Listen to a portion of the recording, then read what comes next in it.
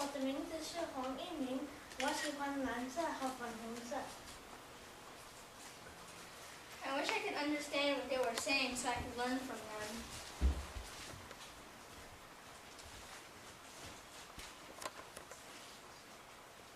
Hi, my name is Alex, and this is Christian.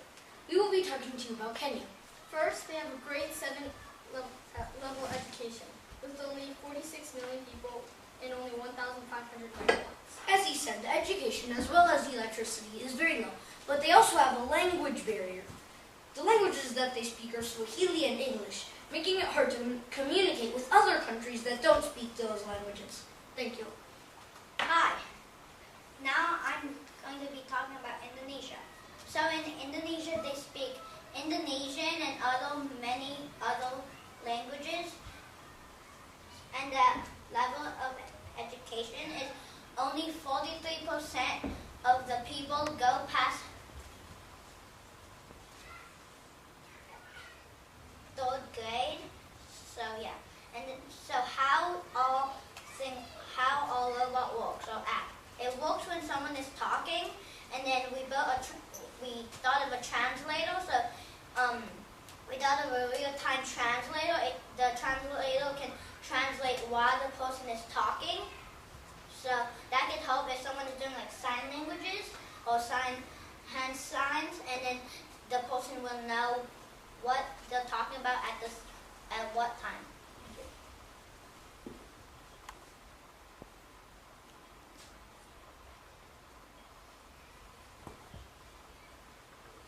You can learn anything that's on the internet. What you can learn with our solution is anything on the internet.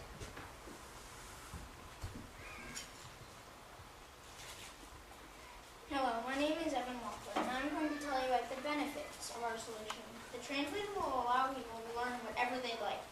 Farmers can learn agriculture, engineers can learn technology, and doctors can learn medicine making. It'll be useful to anyone who wants to learn from around the world.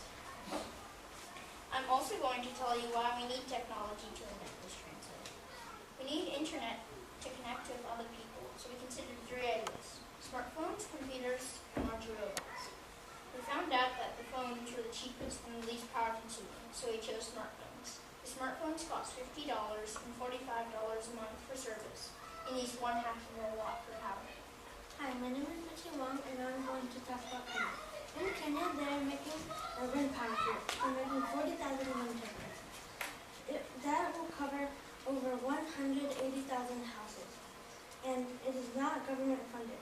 This project will be done in 2016 and cost $807 million for this project.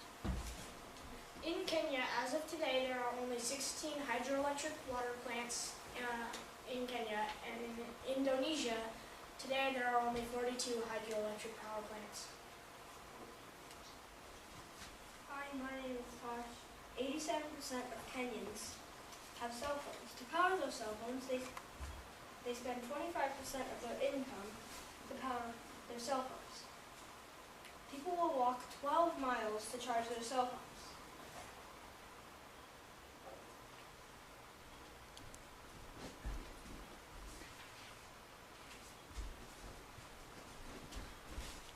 I made the solar charger for $3. It's cheap, it's simple, and it's easy. A backpack full could power a village. If you solve the power problem, you solve the education problem. Because world-class learning comes with access to the internet. Hi, as I said before, my name is Alex, but I now will be talking about how much money the project is. First, the cost of the smartphone with the translator app already downloaded is $51 million. The service fee is about $41 million, and the annual cost is $496 million. Thank you. As I said before, my name is Kristen, and I will be talking about the future of learning. The future of learning is teleeducation, and it's happening now. Teleeducation has been used for many years to deliver continuing education programs to rural healthcare professionals. Video conferencing allows the opportunity for visual and verbal interaction between instructors and learners. Medical education today is offered in different forms, from online lectures to online exams, continuous education programs, electronic libraries, and online medical and scientific databases. This is how technology is improving.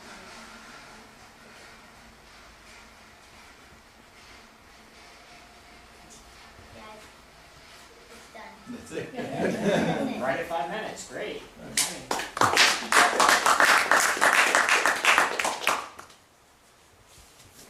So, did you guys share your project with anybody? Outside, inside your school, maybe? No. Or, No. yeah.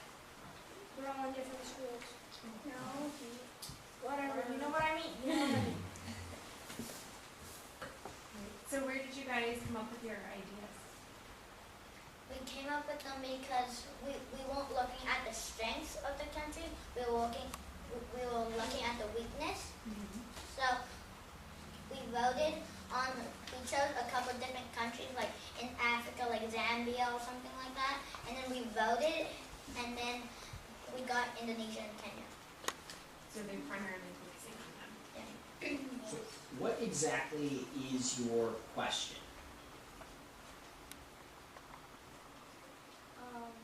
How do we solve the language barrier between Yeah. countries? Okay. Countries. And then the power became part of that, but you went down the language path, and then the power How became much- part of it. And Like, also there came what up power some we need to question, use how do we for- solve the power problem? Okay, That was another Because question. we need power to have Power. our solution work. okay. And then the power of the hydraulics and other things was less or more than the solar stuff? It was less. The solar were most like, if we did this, it would be most likely to be used because it's really hot in those areas and sunny. Yeah, sunny. And like you said, it's very cheap to make one of those. So, And when I was researching, we all researched about if you're doing a country like Kenya, Indonesia, we were researching about like, is wind power good for Kenya? Is water power good for Indonesia? So I found out that because I'm from Indonesia, so I've been there a lot of times. So it rains a lot, so that brings good hydropower, and it's really sunny in some parts. So solar power is good, and it's, well, some parts is like watery, and some parts is sunny, and some parts is windy. So all the power are great in Indonesia. What was the hardest part of your project?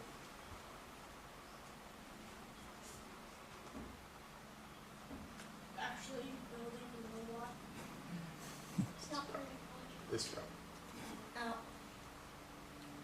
the hardest part for me was researching the internet and trying to find that stuff because there is a lot of junk on the internet.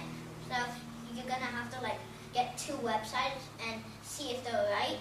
And if one says like there is only 10 types of fish in a lake, and then if one says there are like 90 types of fish in a lake, that's unreliable.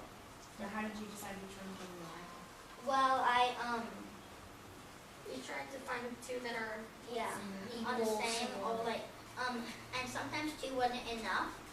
So sometimes we came up with like 5 websites, and if those all match, all of the information matches. Like there is the weather is 90 degrees in Indonesia, the average weather.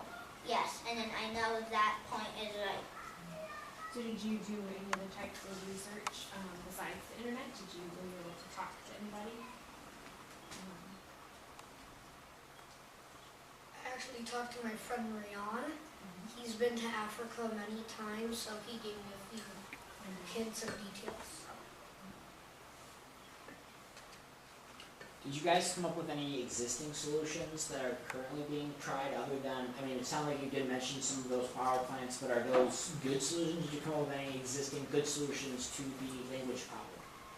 Yes, because my dad, when he does his like speeches in Japan, there's always a person to translate, like in Japanese. Like if someone says like the farm is growing, and then and the Japanese people, the translator will say like the farm is growing, except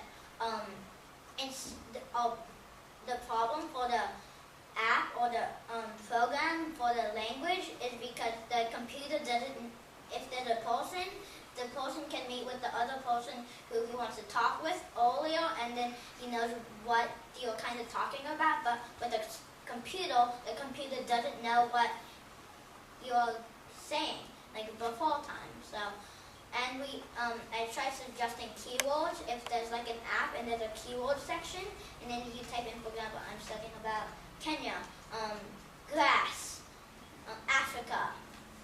So that was also. Did you guys actually build this app? No. Okay. We are good. So,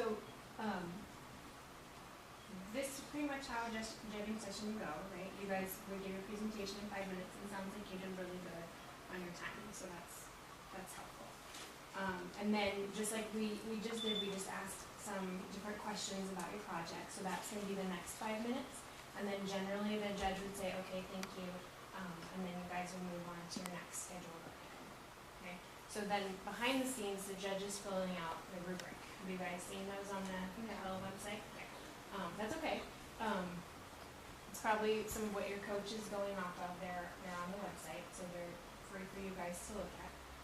Would you like us to fill this out and write down our feedback, or would you like to talk about it? Yes. You want us to fill it out? Okay. We can do. I'd like to talk about some of the things as well, so I can explain why we're saying some of the stuff. So, the sources. I like to cite specific websites, and I want to know where you found your information. Were you using just a Google search? Were you using a database? How you collected it a little bit more, and what were you on Wikipedia, or were you on like the Kenya's national website? So giving us some more information on what sites you were on, because that's actually one of the questions on here, and it's a real easy add-on, because it sounds like you guys did your homework. Just tell us what site specifically, add that in, should be pretty quick for you. I think you guys have some good sources, but we didn't necessarily hear about it. Does that make sense? Yeah. Okay. Yeah? I didn't use, on many sites, as I told you, there's a lot of junk and stuff like that, so, yeah. So it helps us when you say you found it on a reliable source, and when you say I found it on Wikipedia, Yeah. or I found it on the Kenya's national website, those are probably a little more reliable, right? Make a personal connection. You said you're from Indonesia, right? And you have a friend that's in Africa. Those should be like real highlights in probably closer at the beginning of your presentation, because it sounds like you may have went down this path probably because of some of those connections. So let us know about that before we get into the questioning. Technical issue, not an issue, but technical thing when I do my presentations, I like the names at the beginning. It kind of broke up the presentation a little bit. I'm probably getting a little nitpicky here, but if you walk in and introduce all of yourself down the road, tell us what team you are, and tell us you're from a couple schools or something, or go your age and what school you're at the beginning, and then we can just stick to the information and we don't get the hi, I'm Chris and this is my part. I think they flow a little bit better if we start off with the names. And then I think, let me give you your biggest strength. I thought it was really innovative that you guys went the technology route, a different problem to solve one problem. I thought that was really innovative and great. And I think that really speaks to that problems are interconnected, and there isn't just one issue in these developing nations, and there's a lot of interconnected problems. So I thought that was really awesome. And like that you have problems, I think that's really nice. Yes. And then the weakness, and I think it's an easy one for you guys to do. When's your first competition? Next week. Next week? Okay. You need to have a share in there, and it can be your school. It can be writing an email to someone at an engineering company. It can be Skyping with someone. Sharing it with your dad who does speaking in Japan or in foreign countries. Sharing it, I like to say you need to either share with a professional, go on a field trip, or field trip's probably out at this point, but find a professional in some of these, either speaking or electricity, or maybe someone in government, or someone, whether it's an email or a presentation or a Skype, something quick to get your share box checked, and share it with your school, share it with the teams here today. There's the share is really important, and it sounds like you guys have a strong presentation. And the share, when we have two real strong presentations, the share is what we refer back to as judges, and we're like, well, they had a better share, or they had a better share. That's kind of when we have real great projects, what we compare. You guys did really good. We haven't had a lot of time to work on this, and you're going with early competition. I think you'll do good. Keep working on your lines and try to memorize what you can, because that's probably another thing that is just a little bit of a bump up. But it's okay if you have to use them. But it's just another one of those things. I'll give you a quick one that'll help you. Smile when you say your name. When you introduce yourself. Hi, my name's Christian, right? You immediately give me that smile, and it's like, great, we're off to a good start. It's like, fantastic. Always smile when you give your name. Doesn't matter how old you get, doesn't matter later in life, smile when you give your name, and it'll make a big difference. One other thing is if somebody else misses their lines, don't kind of look at them like, what are you doing? I felt like there was a little bit of, you guys were hard on each other. It would come off a little bit better if you were kind of nice and, you're like, maybe like a more positive nudge than does that make sense a little bit? Like, I feel like you're probably under a lot of stress right now, and that's great, but you're a team, and maybe if someone does miss their lines, don't kind of be hard on them. Do it in a more friendly, Go with the flow. Yeah, You got it. just go a little bit. So I'd rather see that, because when we also, for the high-end awards, not just the project awards, we want to see your core values stuff, and we're always looking at core values things, not just in the core values thing. So if I see, you guys not cooperating on the project, if someone misses their lines and they say, why did you miss your lines, or something like that, then we would go back and tell other judges about that. But otherwise, really good job. Good job, guys. Do you have questions for us? Anything? Wonder, coaches, anything? Yeah. Good job.